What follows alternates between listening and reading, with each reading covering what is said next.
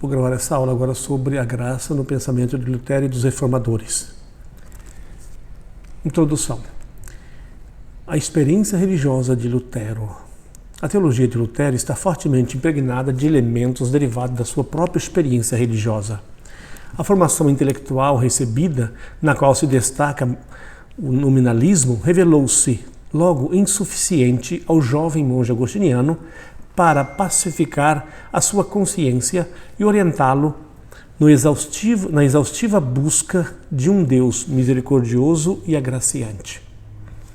Em seus primeiros anos de professor de teologia, Lutero vive, mais do que uma problemática teológica, um autêntico drama pessoal, centrado na angustiosa incerteza da própria salvação. Como me olha Deus? Pergunta ele. Que fazer para ser digno do amor e não do ódio divino? E, sobretudo, como livrar-me da concupiscência que me domina e que representa objetivamente uma transgressão do preceito divino, não concupisces. Na raiz destas torturantes perplexidades estaria o célebre adágio medieval. A quem faz o que está a seu alcance, Deus não regateia a graça, que incita a multiplicar até o escrúpulo as provas de que se fizera tudo o que se pode para assim obrigar Deus a conferir-lhe a graça.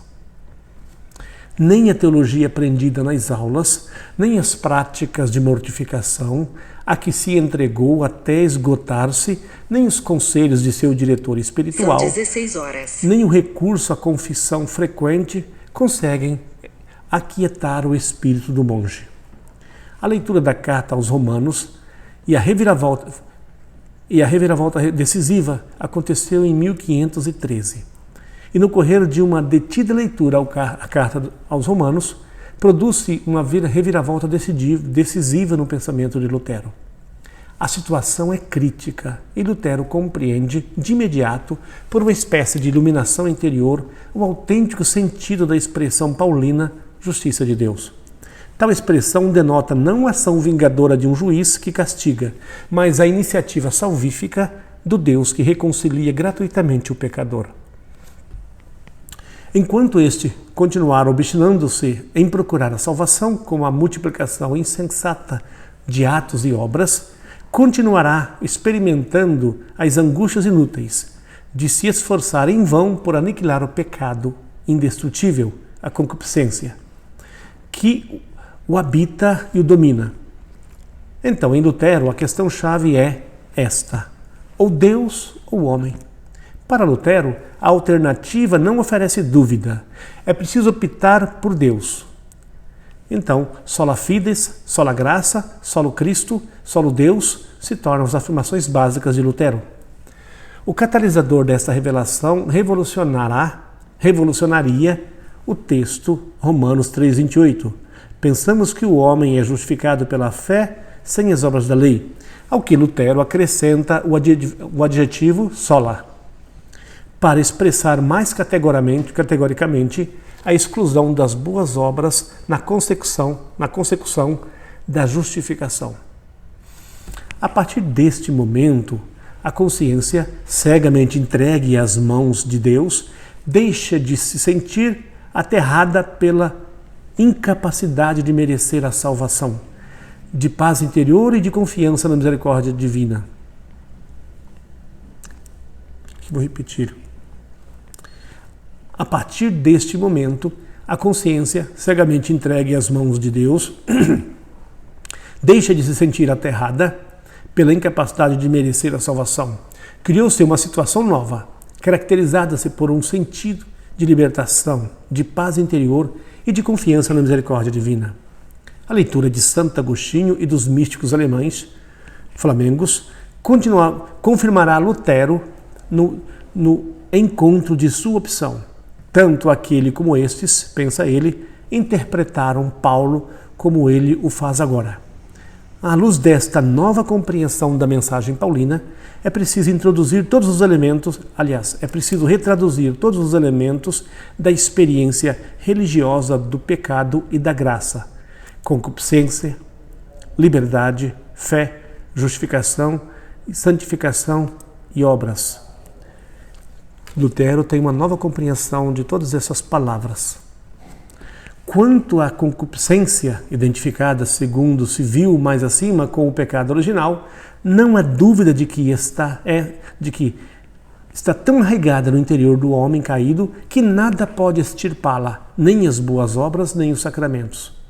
É inquestionável, mesmo assim, que ela torne o ser humano digno de ira divina e do castigo eterno, legitima a afirmação de uma corrupção da natureza, já que afeta a razão, a vontade e os sentimentos, incapacitando todas essas potências para operarem o bem. Sendo assim, que sentido tem falar ainda em livre-arbítrio? Ao de livre-arbítrio de Erasmo, responderá Lutero com o seu De serva arbítrio, obra que confessa preferir a todas as suas outras obras, e na qual sustenta que o pecado faz o homem não livre. Depois do pecado, o livre-arbítrio é res de sola título. Com efeito, embora continue sendo livre para os assuntos da vida mundana, o homem perdeu, pelo pecado original, sua capacidade de autodeterminação para o fim último, isto é, para tudo o que diz respeito à sua relação com Deus. Neste ponto, não goza da libertas, a necessitate interna, mas está interiormente coagido. É, segundo a célebre comparação, como um jumento que se encaminha passivamente para o lugar a que o dirige quem o monta. Se o cavaleiro é Deus, irá em boa direção. Se o cavaleiro é Satã, na má direção. Sendo assim, é óbvio que o homem não possa sequer dispor-se ou preparar-se ativamente para a ação justificadora de Deus com suas próprias obras. É este um ponto absolutamente crucial para Lutero. Bater-se em favor da graça equivale, segundo ele, o bater-se contra a liberdade. A não liberdade do homem é o eixo do tema, a dobradiça em torno do qual gira toda a sua compreensão da justificação. Pois bem, se com efeito o homem é uma natureza corrompida e um sujeito desprovido de liberdade, que lhe resta então com vistas à salvação? A resposta de Lutero diz como era de se esperar, a sola fides. Assim, pois, a tese do servo-arbítrio se conecta imediatamente com a da fé e, por aí, com a compreensão luterana da justificação.